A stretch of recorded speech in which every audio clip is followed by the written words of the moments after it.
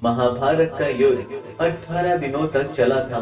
युद्ध खत्म होने के बाद कुरुक्षेत्र के मैदान में चारों तरफ खून से लथपथ सैनिकों की लाशें, टूटे हुए रथ, भाले, तलवार आदि सब पड़े हुए थे और जमीन पर सैकड़ों गिद्ध, सियार और कुत्ते भोजन की तलाश में घूम रहे थे। और उन्हीं के बीच बाणों की शैया पर भीष्म पितामह लेटे हुए थे। भीष्म पितामह को यह बाण युद्ध करते समय अर्जुन ने मारे थे। भीष्म पितामह अर्जुन से महान योद्धा थे, लेकिन फिर भी अर्जुन ने उनके शरीर को अनगिनत बाणों से भेद दिया था।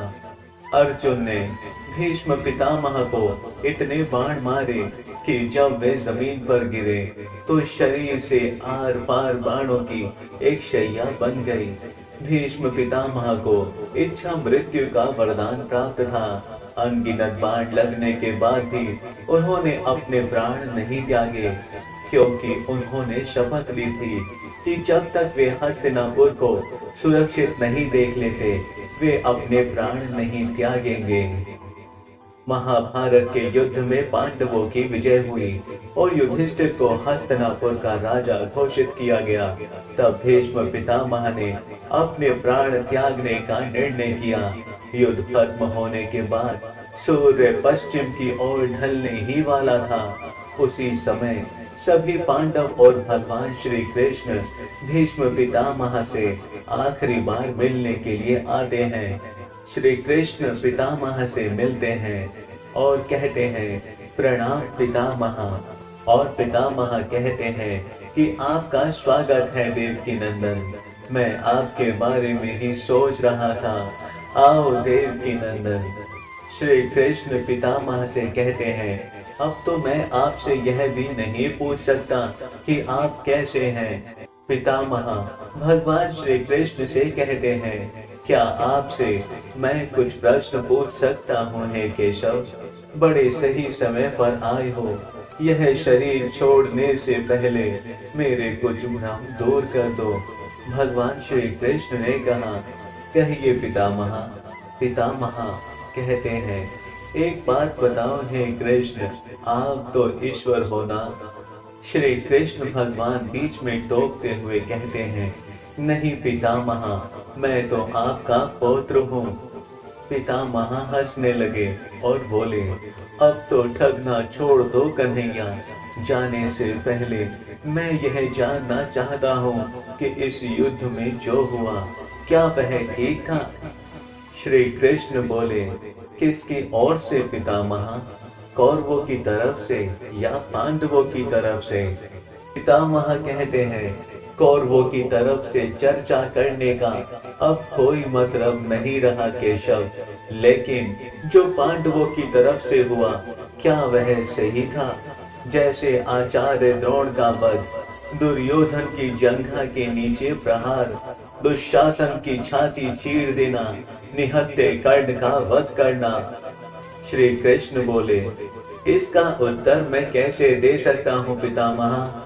इसका उत्तर तो उन्हें देना चाहिए जिन्होंने यह किया है, मतलब पांडवों को इसका उत्तर देना चाहिए। मैं तो इस युद्ध में कहीं था ही नहीं।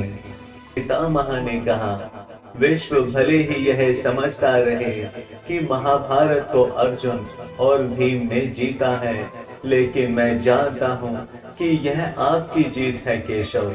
मैं तो आपसे ही उत्तर पूछूंगा।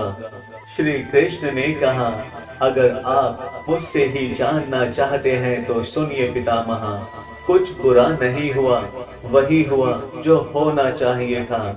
पितामह ने कहा, यह आप कह रहे हो कृष्ण? मर्यादा पुरुषोत्तम राम का अवतार कृष्ण ऐसा कह रहा है? युद्ध में छल करना तो हमारे संस्कारों में कभी नहीं रहा केशव, फिर यह उचित कैसे हो गया? श्री कृष्ण बोले, शिक्षा इतिहास से ली जाती है, लेकिन निर्णय वर्तमान के आधार पर लिया जाता है। राम त्रेता युग के नायक थे। उस समय रावण जैसा खलनायक भी शिव भक्त था और धर्म का महाज्ञानी था। इसलिए श्री राम ने उनके साथ कहीं छल नहीं किया।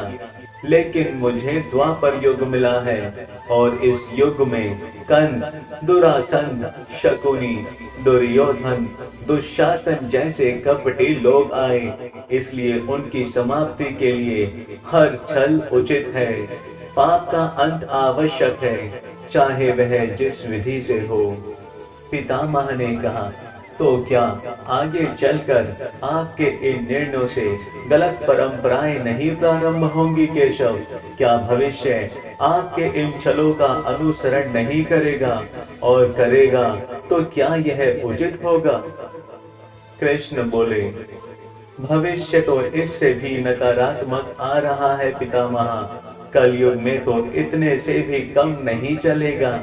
वहां मनुष्य को कृष्ण से भी कठोर होना होगा, वरना धर्म समाप्त हो जाएगा। जब क्रूर शक्तियां धर्म का विनाश करने के लिए आतुर हो, तो नैतिकता अर्थहीन हो जाती है। तब केवल विजय महत्वपूर्ण होती है।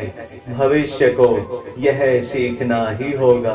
पितामह बोले, तो क्या धर्म का भी विनाश हो सकता है कृष्ण? और अगर धर्म का विनाश होना ही है, तो क्या मनुष्य इसे रोक सकता है?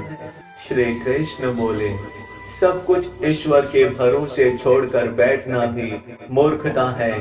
ईश्वर स्वयं कुछ नहीं करता, सब कुछ मनुष्य को ही करना होता है।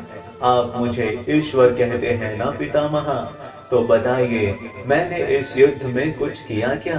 सब पांडवों को ही करना पड़ा, यही प्रकृति का नियम है।